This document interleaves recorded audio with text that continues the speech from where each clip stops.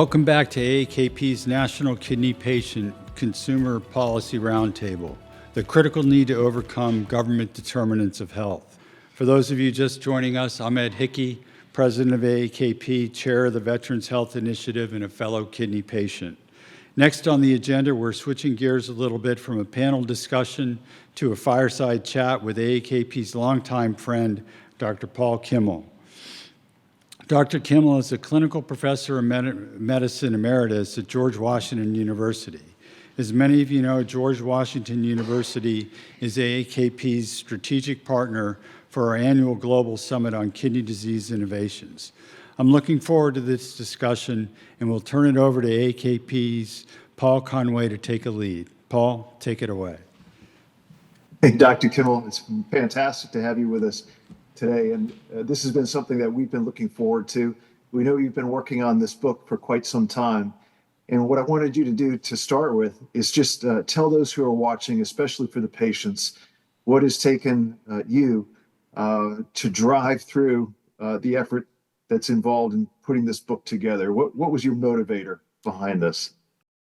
Thank you, Mr. Conway. It's a pleasure to be here, and it's a great question because I didn't really know that I wanted to write a book, but I was inspired by a couple of events. One was the story of my college roommate, who was an altruistic donor for his brother 40 years ago. So we were very interested in the outcomes that are long-term for kidney donors. My friend basically was going for a routine medical examination when it was discovered that in his remaining kidney, he had a mass, which turned out to be a tumor. And that's something that happens occasionally to people. In this case, the curative procedure and nephrectomy couldn't be performed because he would have ended up becoming an end-stage renal disease patient immediately. So he had nephron-sparing surgery. He had ultimately a great outcome, but during his hospitalization, he had acute kidney injury and came very close to needing dialysis. So that was a bellwether for me, and I was with my friend in the hospital for much of his course and served as a navigator to explain what was happening, which was not easy at a patient level, especially at a fraught time. The other person who affected my thinking was Dr. Sally Sattel, who some of you may know, who is now a transplant patient and was seeking a living donor before starting dialysis. And her quest is told in the book. With these two stories that affected me personally because they were my friends, I wanted to tell the story of what kidney failure is to a large audience. So I wrote the book as if I were reading it to my cousins who don't have any medical training at all. And I wanted to tell the story of the understanding of kidney failure through the 19th and early 20th centuries, and the development of treatments for kidney failure at the very beginning of the 1950s. It was simultaneously developments of dialysis and transplantation that worked together to allow us to be able to treat for the first time patients with kidney failure, but to establish a treatment that could be available for everyone took legislative work, and so that wasn't enacted until 1973. And transplantation needed a lot of improvement from very crude outcomes in the early 1950s before the transplant of the Herrick twins. I also wanted to tell the story of technological developments after the beginning of treatments. I wanted to talk about the development of erythropoietin as a drug by Big Pharma, and what a spectacular molecular biologic tour de force was, what a scientific achievement it was. I also wanted to tell the story of how it was marketed and tested for many years after it was first released as a drug.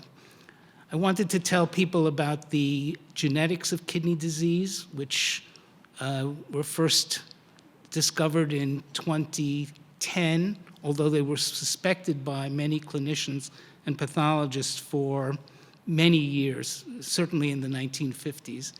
And I wanted to talk a little bit about hope for the future for transplantation with recent developments in xenotransplantation. So putting them together, I came up with a big package that goes from the 1950s to just about today. So it was a labor of love. That's a long answer for a short question, isn't it? No, I tell you that the impact of this book, from our perspective at AAKP, is critically important because there's this perception, I think, in society that if you have kidney disease and you have kidney failure, quote, there's dialysis, and that status quo is fine and acceptable. And as an organization, we have vigorously fought for the choice of patients, choice of transplant, choice of home care. And we believe that choices that help people be empowered to live their aspirations are the ideal. And the reason why we're excited about the book is because I think you shed light on the fact that, hey, there is a status quo, but it's not what we could be as patients and as a country. We could be much further along in saving more lives. And I wanted you to comment on that mindset that status quo dialysis is a final destination. Could you elaborate on that? Sure.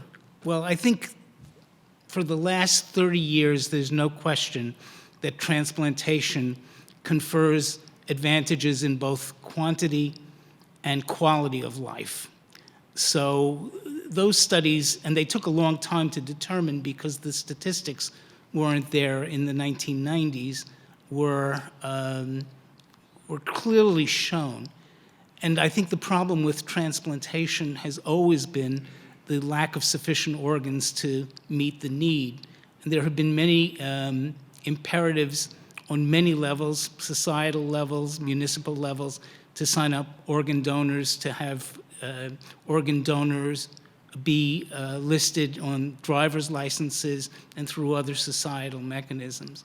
But I think we have a tremendous advantage now in the newly burgeoning field of xenotransplantation, which is just at the beginning of clinical acceptability, but we have a long way to go into research and to refinement. But we have a couple of heroic transplant physicians across the United States who are working very hard on the problem. But I think that's going to give real hope to patients.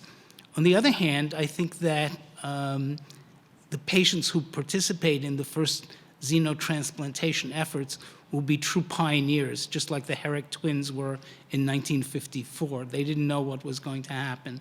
And for many patients who will be considering xenotransplantation in the future, it's going to be a path to the unknown with, I think, tremendous clinical physicians and heroic patients moving forward to push the envelope to allow transplantation to occur.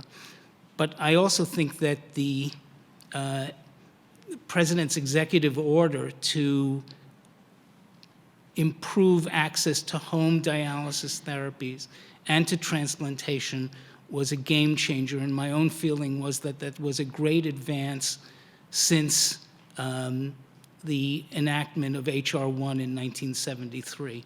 So I think that 50 years later, we're moving forward, and we're continuing to try to care for the patients with kidney disease in the United States, 37 to 40 million people, and almost 1 million people with end-stage renal disease. So that's one of the reasons I wrote the book, because I wanted the patients to understand what was happening to them, and I wanted the patients to understand the history, both the medical history, the technical history, and the societal history, because this kind of treatment is intertwined with many, many domains: societal, technical, medical, scientific, and financial.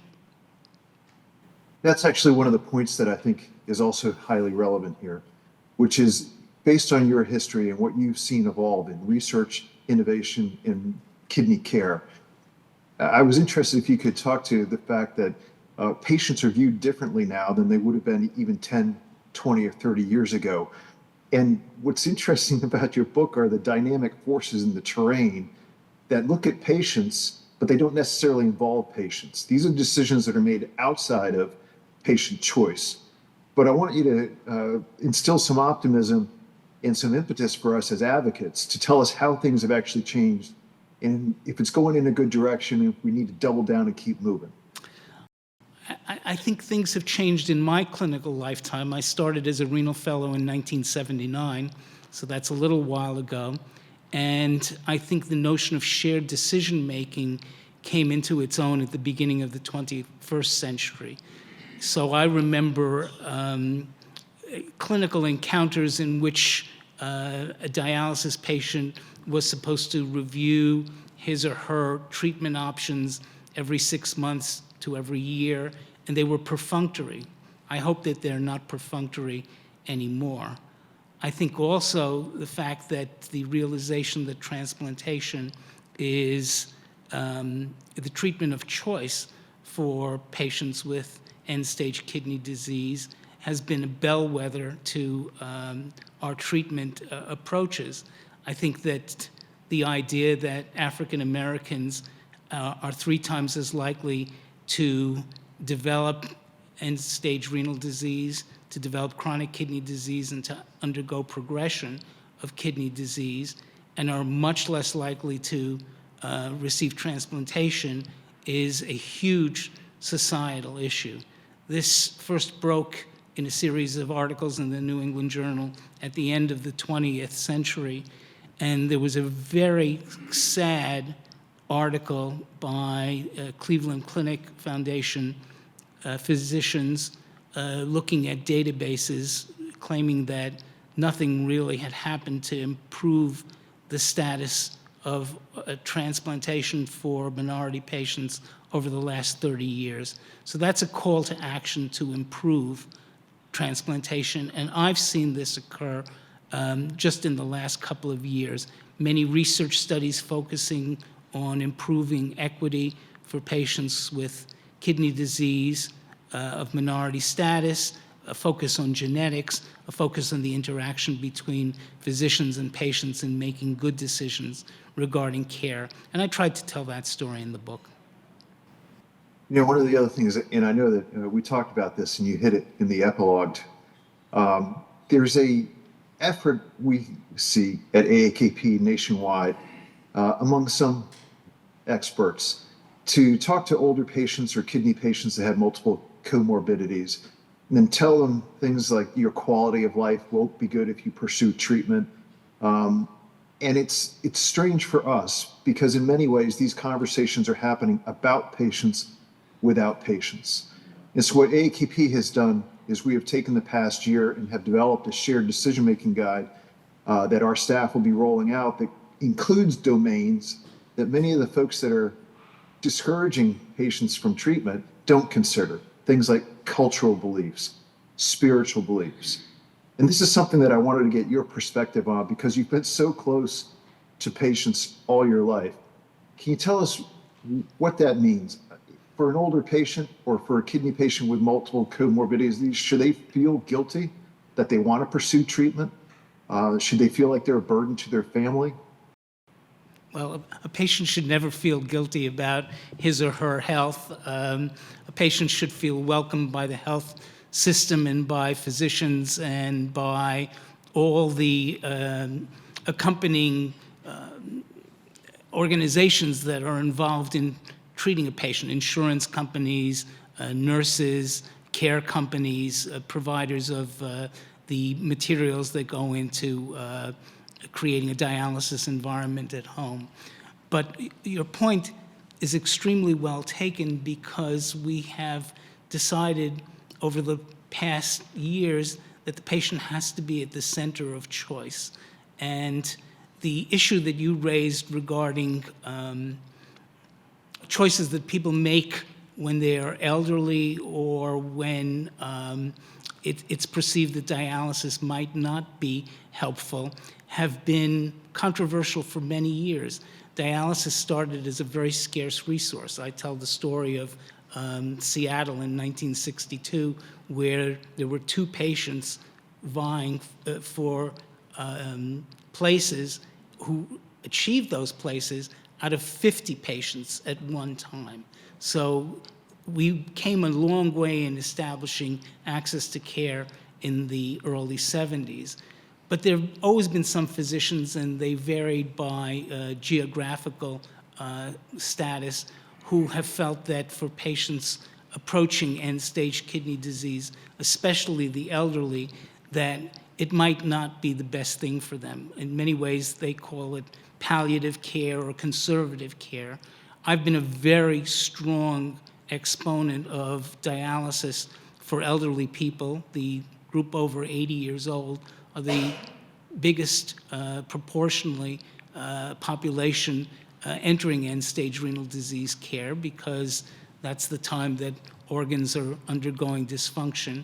And for me, it's very important that, especially since we have a government entitlement in the United States, that dialysis be proposed to patients as something that's life-saving, that can be a bridge to allow a grandmother to go to the grandchild's graduation, to allow a grandfather to go to a wedding or a confirmation, that they wouldn't have the opportunity to. So I see that in many ways as a miracle. So there was a editorial published a couple of years ago regarding a remarkable finding that the quality of life of elderly dialysis patients was the same after a year compared to before they started dialysis. I found that remarkable. One editorial suggested that dialysis hadn't done its job because it hadn't improved the patient's quality of life. To me, it was remarkable that the patients were alive and maintained quality of life. So the decision to start dialysis in elderly people is something that has to be done with a lot of thought, but really good dialogue between the patient, the family, and the providers, especially the nephrologist. That's a key role that the nephrologist can play in basically being a human being and allowing a patient to make an extraordinary transition and to make the right decisions. For some patients, they may not want to undergo dialysis, or patients may want to withdraw from dialysis. An example is the author Michener, who had been on dialysis for several years and in his late 90s decided to withdraw from dialysis. So that's where a nephrologist can really be a doctor and be a support for patients and help patients navigate difficult choices. One last question for you, Doc. And you're such a voice of reason and optimism to so many of us who know you. And for many of us that are patients, we're always reminded of the friends that we've lost. But for all of their efforts and for all of the energy that the folks there in the room and across the country have put into advocating, I want you to look into your crystal ball and your wisdom and tell us 10, 15 years from now, will kidney care be better based on what you've seen and the research you're involved in? I think it will be better. And I have my eye on the ball in that regard. I think that patients are playing a greater role in their care. I think that physicians, especially younger physicians, are becoming more comfortable in understanding the importance of the patient voice. You and I have seen patients interact within the research context to a remarkable degree, something that I couldn't even imagine in the 1980s.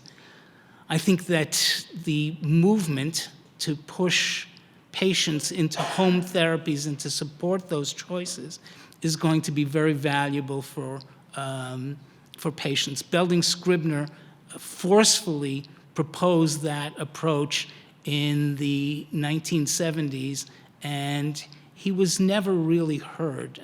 The dialysis organizations ended up favoring center dialysis, and that's the way things have been for the last 50 years. I also think that xenotransplantation, again, when it develops, and right now it is not ready for prime time. But because of the pace of molecular improvements in research, and hopefully physicians and patients working together to improve healthcare through great research, I think that will be an enormous opportunity for end-stage renal disease care in the 2030s and 2040s, allowing many more patients to achieve the benefits of transplantation. So I'm optimistic, as you know. Well, thank you very much, Doc, for sharing that, and particularly for joining us today. We can't wait to distribute word of this book, let people know about it, and I think it's an important chronicle of history and social impacts for better and for worse. And I think your candor is appreciated in all things. But thank you very much for being such a longtime champion of patients and their choices and in support of their families. We have great respect for you. Thank you very much. Thank you, Mr. Conway, and thank you for inviting me here. Thanks, Paul. Appreciate it. And Dr. Kimmel, thank you. Appreciate it very much. To learn more about the book or purchase a copy, please visit the link on the screen.